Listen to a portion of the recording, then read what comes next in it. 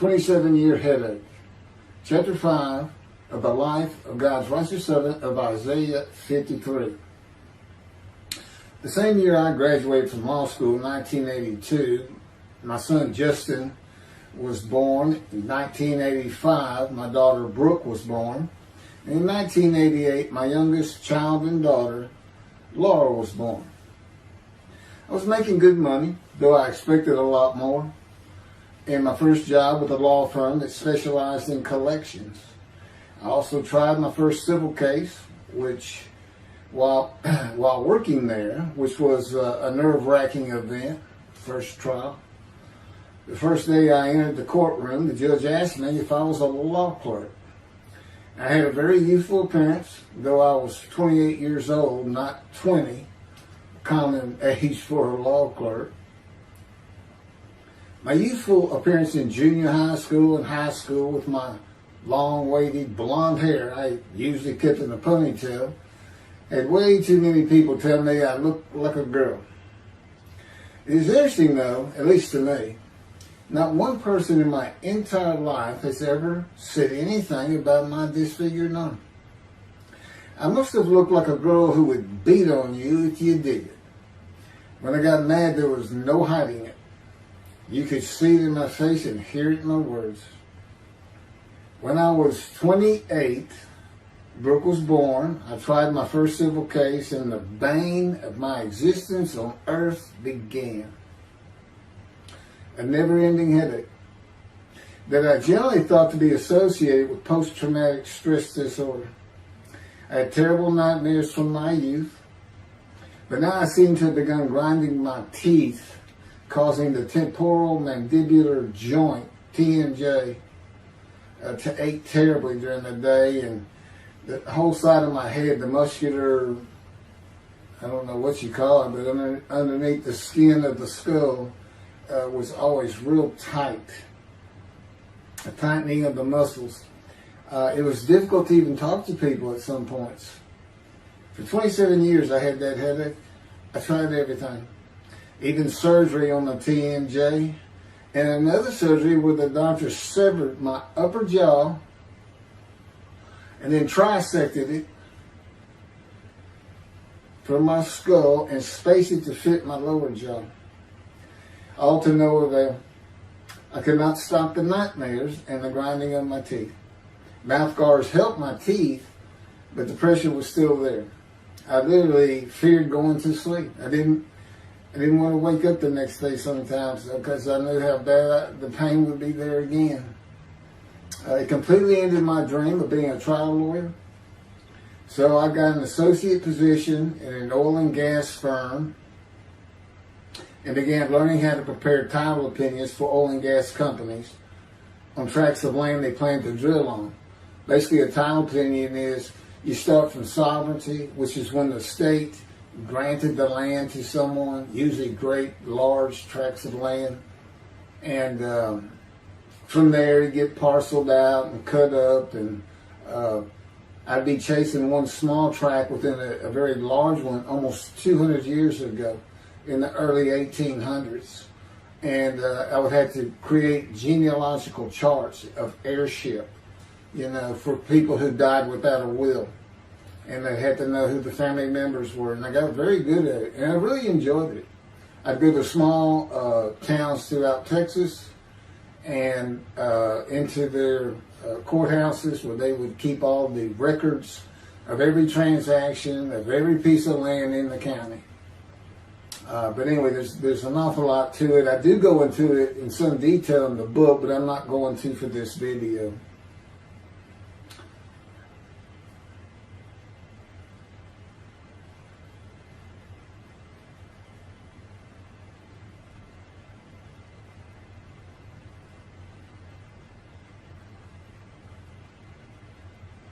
Eventually, I had my own firm.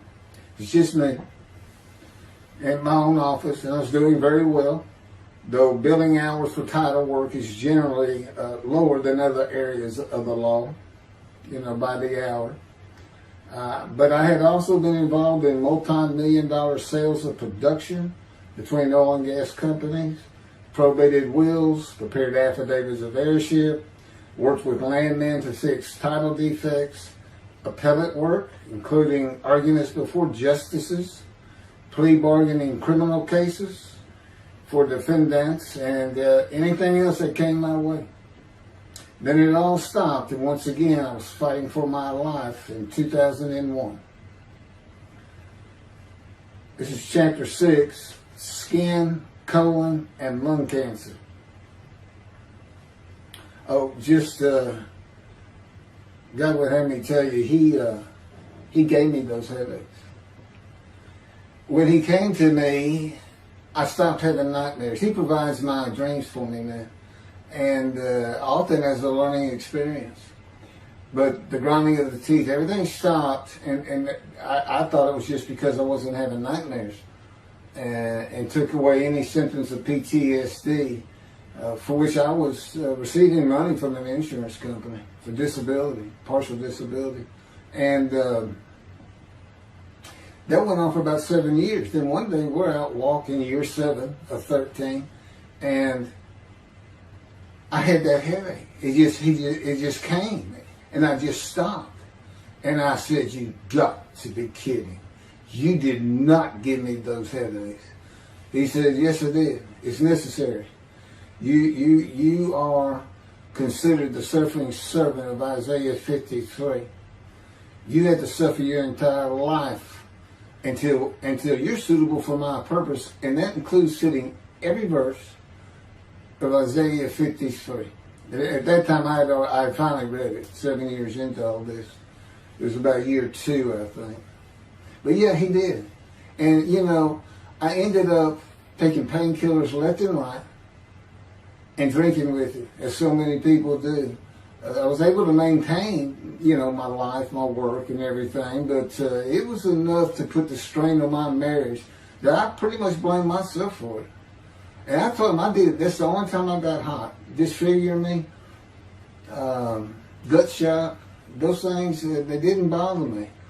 But I said, you hurt my children terribly with that. Because I became a bad father. I mean, I wasn't the father I could be. I mean, they love me and I love them. We don't have any serious risks. They're off living their lives and they're all doing great.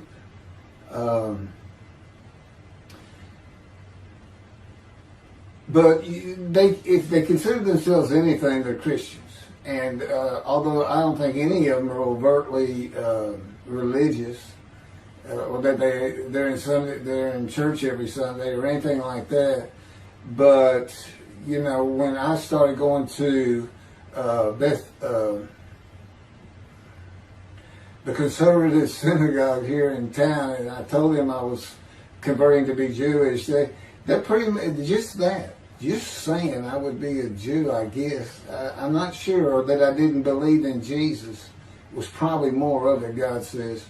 But really haven't talked to them much at all in 7 or 8 years. But anyway, so God gave me the headache, just to make sure.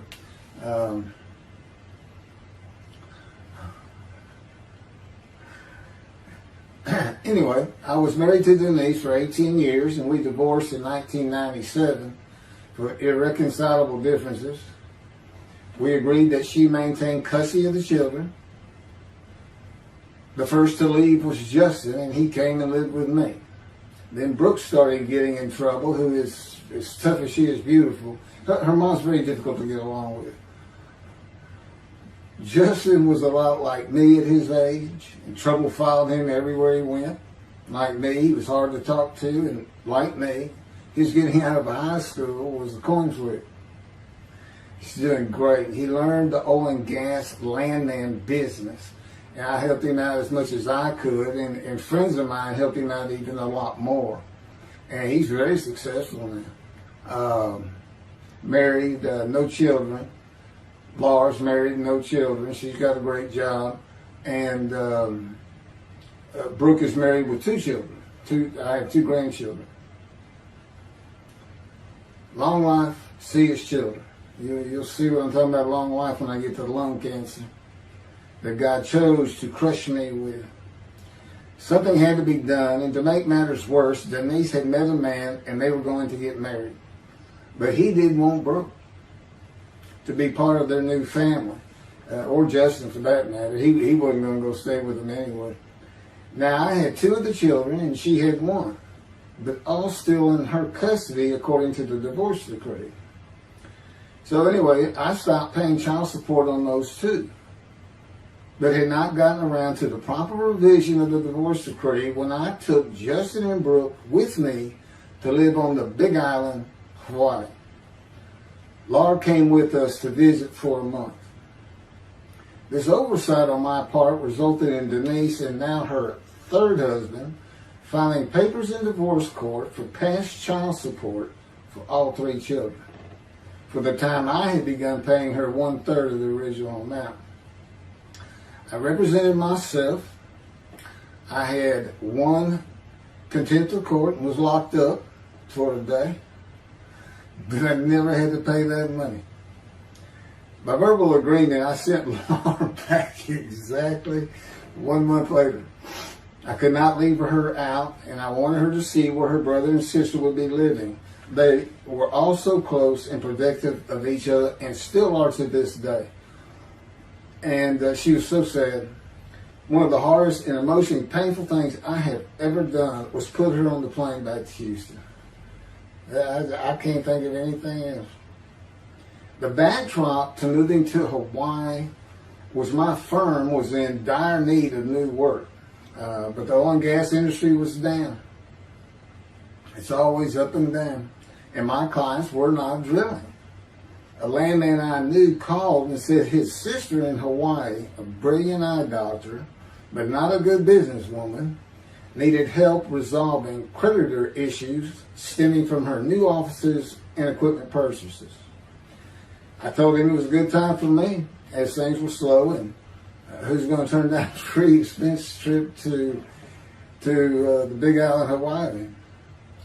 So I went and took care of everything without charge, but of course everything was paid for.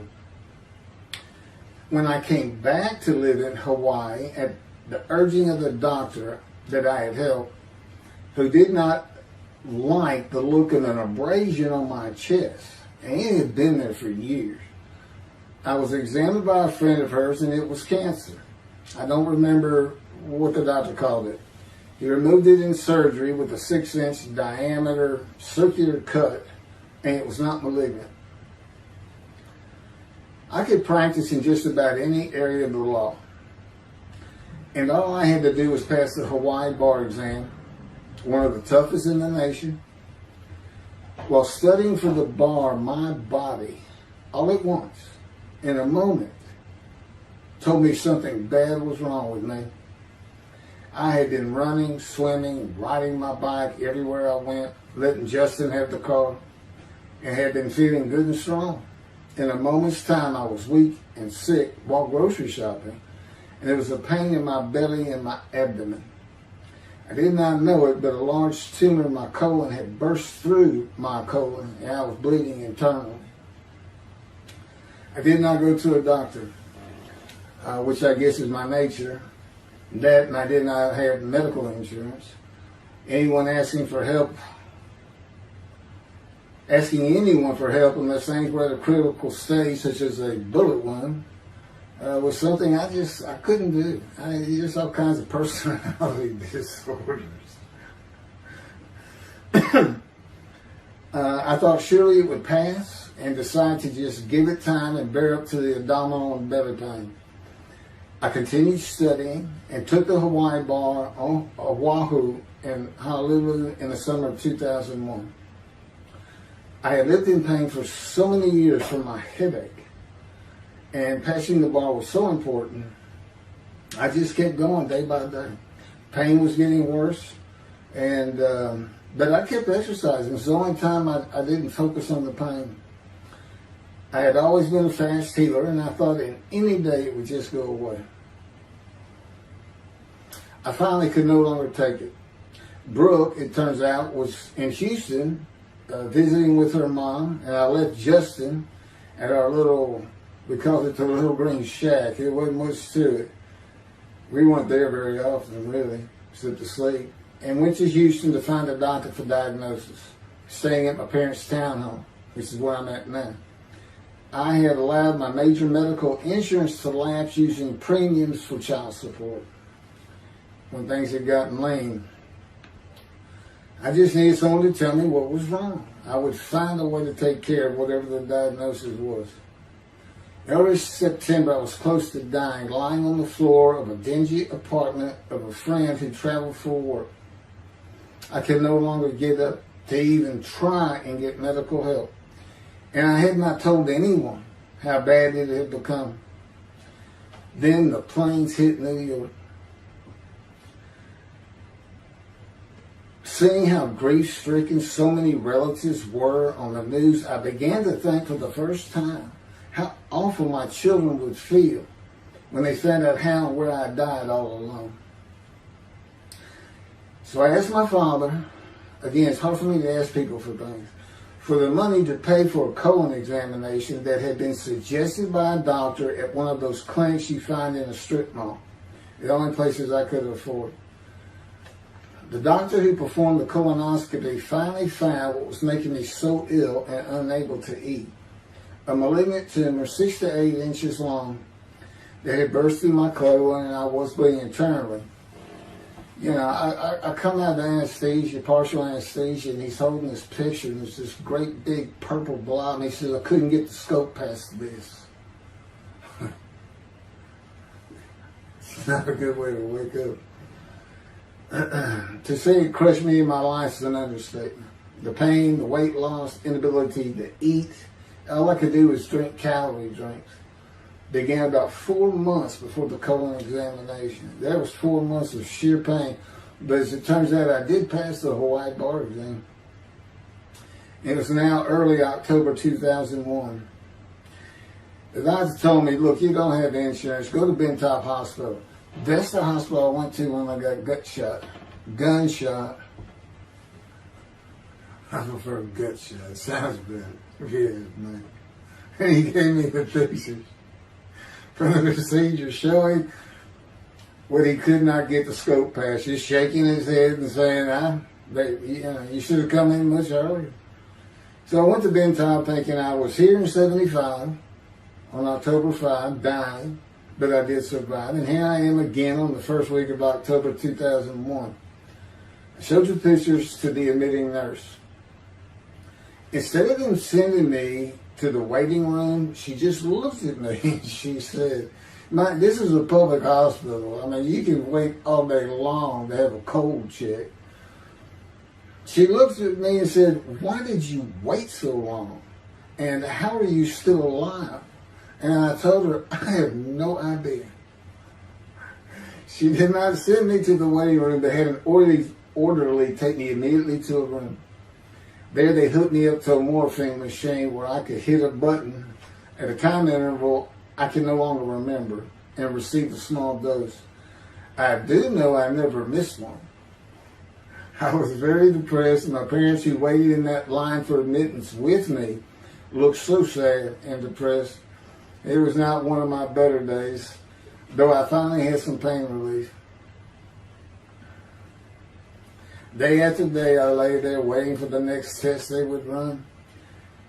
It was during this time I received notification that Denise had filed papers in the divorce court to recover monies for the time I was taking care of 2 of the children. It's also when I received notification from Hawaii that I had passed the bar exam. So, Bentop Hospital, what a lifesaver. I mean, young surgeons in like Baylor University, medical schools, it's a prime position to get your hands on if you're going to be a surgeon, because you're in surgery all day long and all night long. As long as you can stand up, they're bringing people in. It's just a real hot spot in Houston and a great hospital, but it's not a place you want to stay. You really don't. My doctor would come in and be out so fast, I never knew what was going on. He did tell you my previous surgery to my abdomen, where they opened me up from stem to stern, complicated removal of the tumor. On October 25, my son's birthday, who was now stuck in Hawaii, They cut me open again and removed the tumor. It was about a week or so later, I was released with a schedule for chemotherapy. I returned to the dingy apartment all alone, and I just stared at the television for weeks. And chemo is so depressing for those who had to go into it. A small room with big chairs for about 20 people who all looked like death, including me. Everyone with an assortment of bags of chemo dripping into our arms for hours. It took about 8 hours before I really got sick from it. And I had to park a long way to avoid paying for parking and drive a long way to the apartment. It was a very gloomy fall and winter.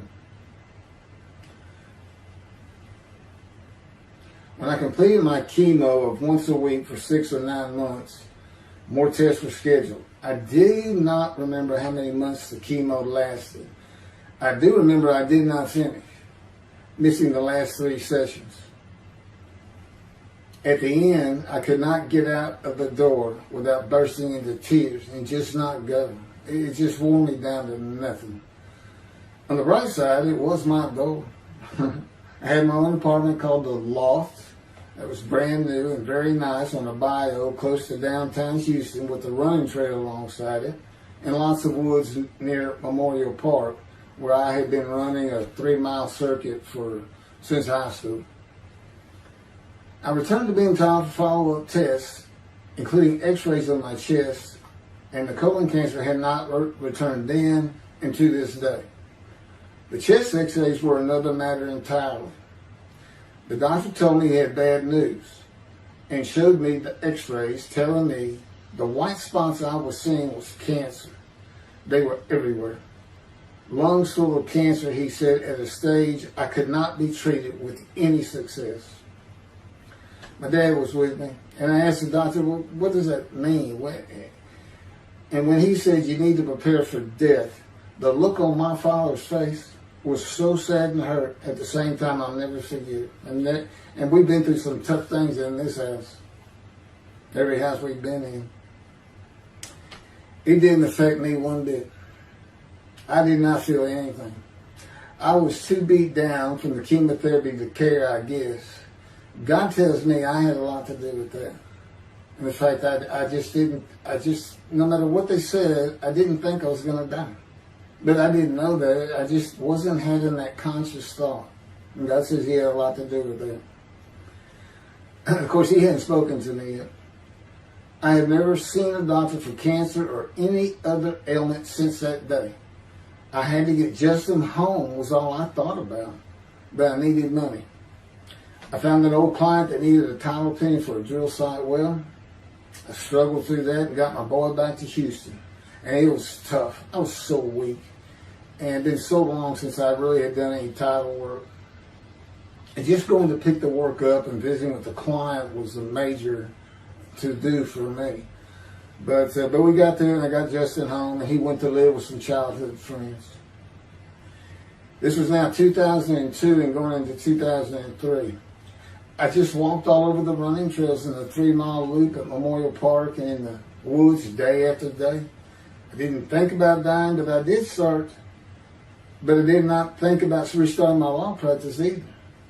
I watched a lot of television and played video games. I watched the Tour de France for the first time and got inspiration from Lance Armstrong.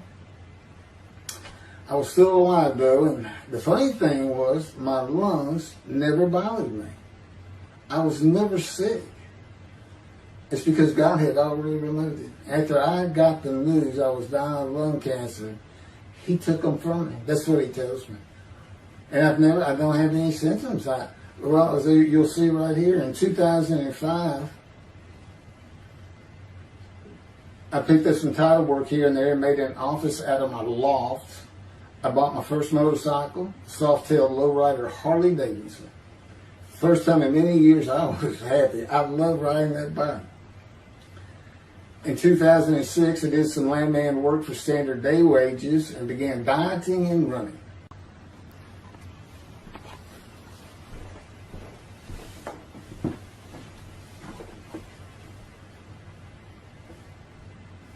Once once again, my camera only goes for 29 minutes and 59 seconds, and I'm gonna back up just a little bit.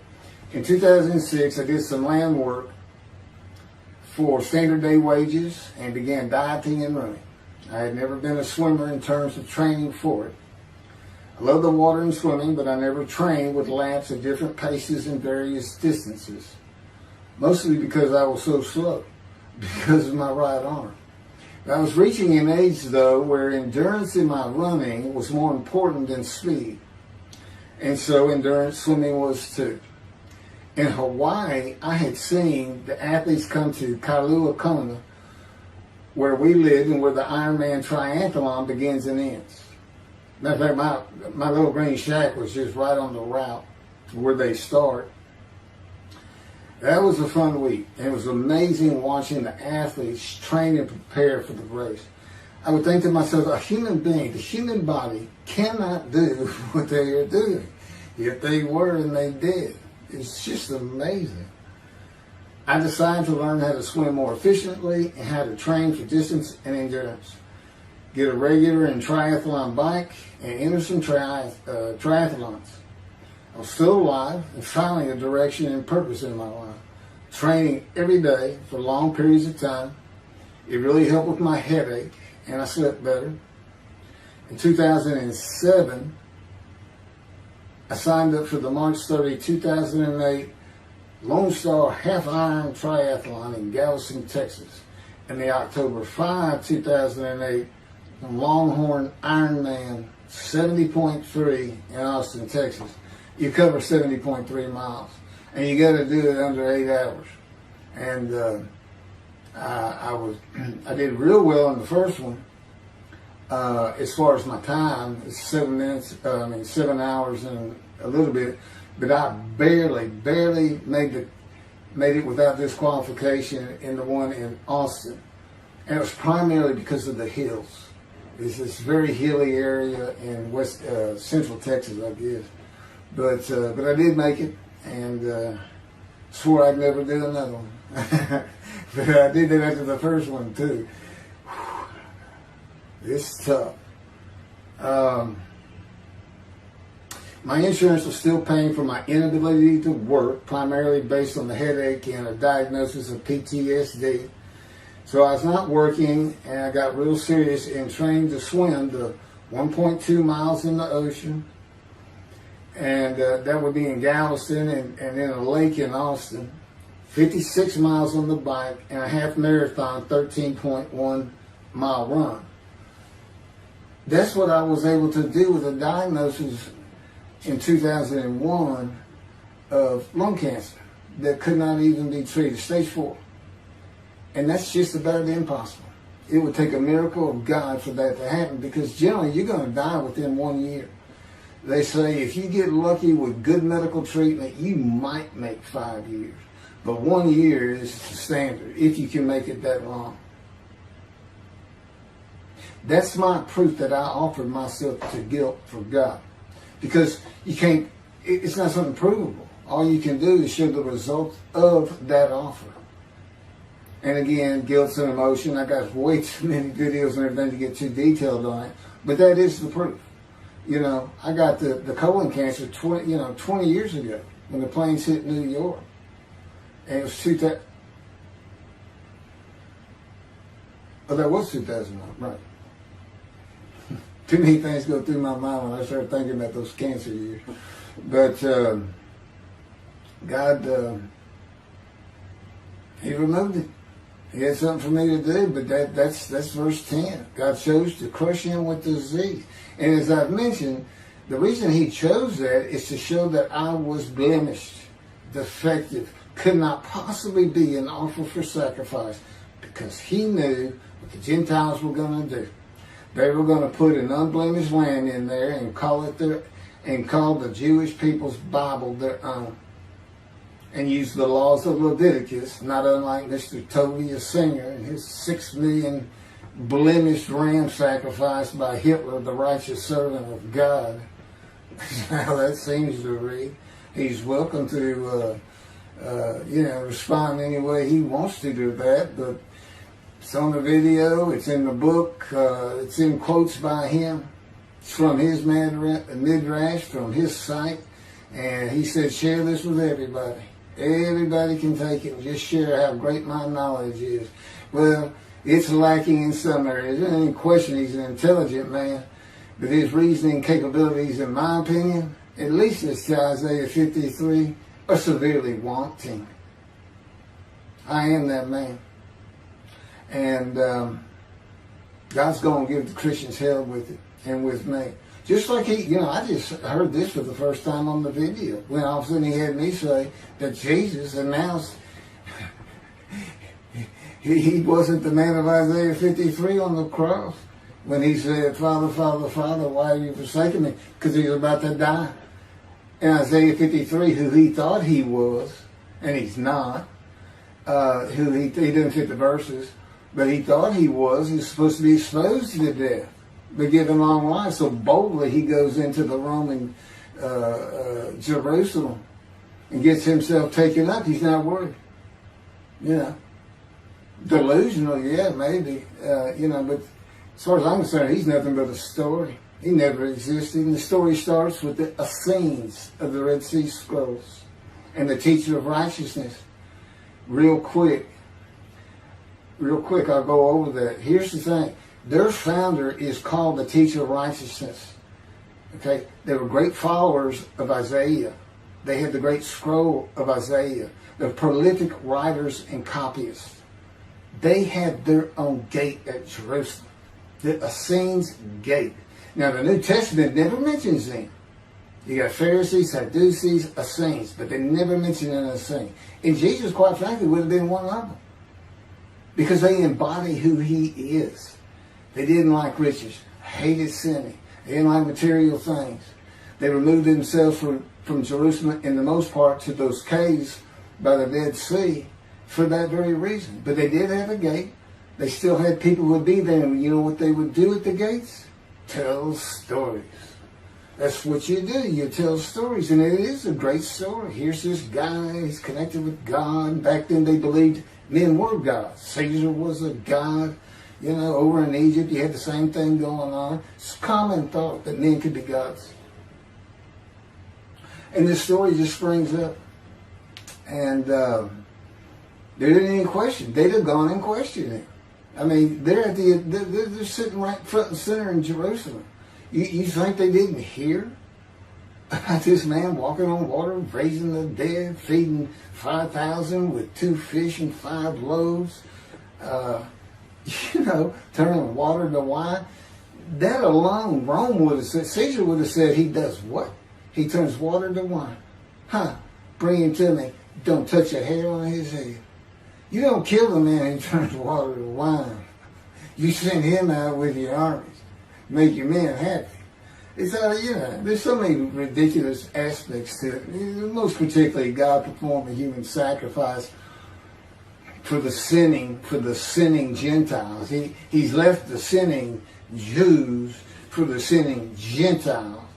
But he gives them an out, these Gentiles, not his chosen. He gives them an out. I know, I'm going to kill my son for you.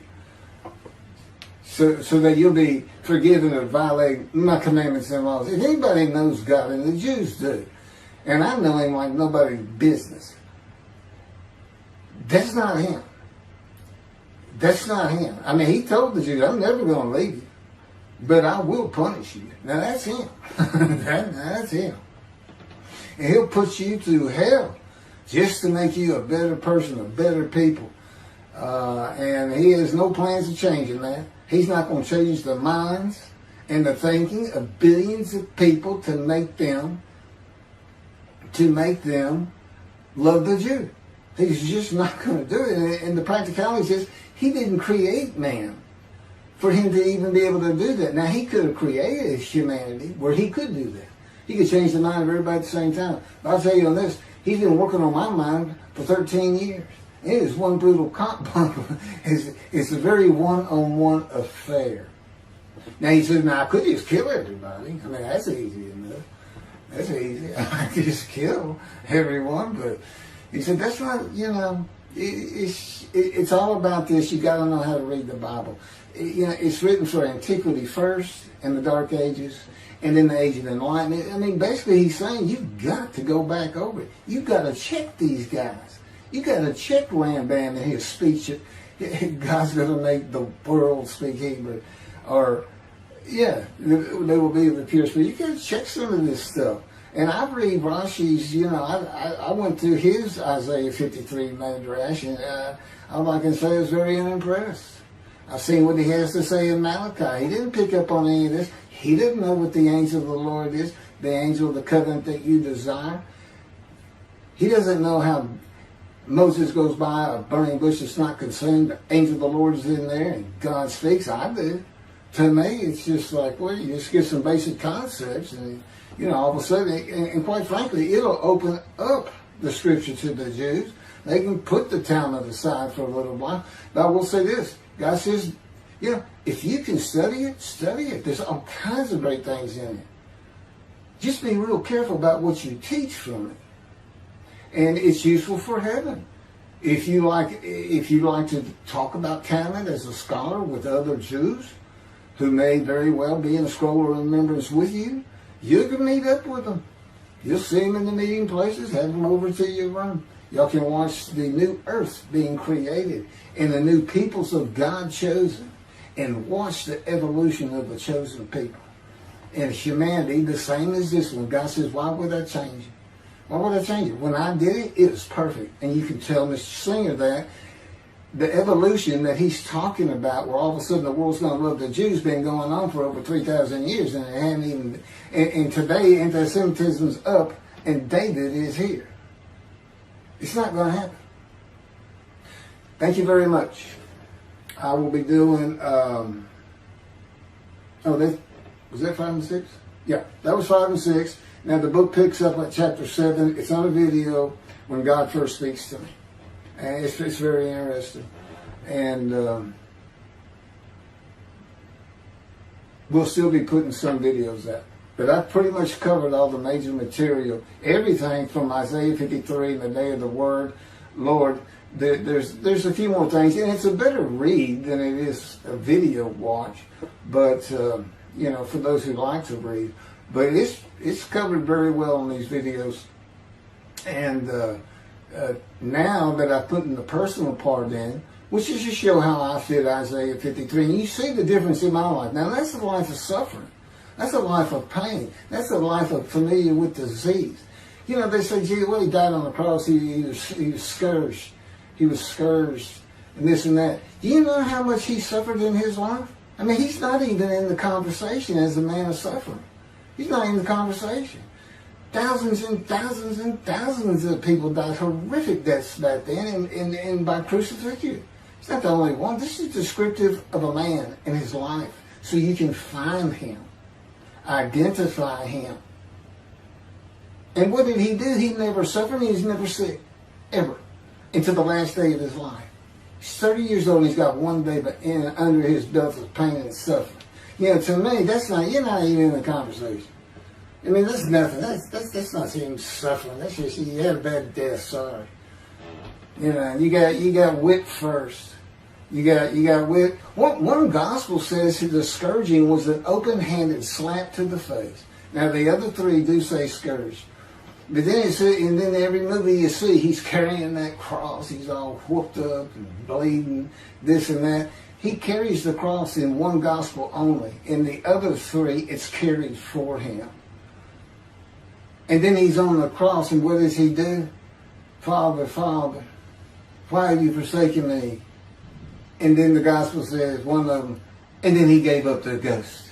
He gave up and died. I laid in the back of an ambulance for 8 hours, doing everything I could in my power to stay alive.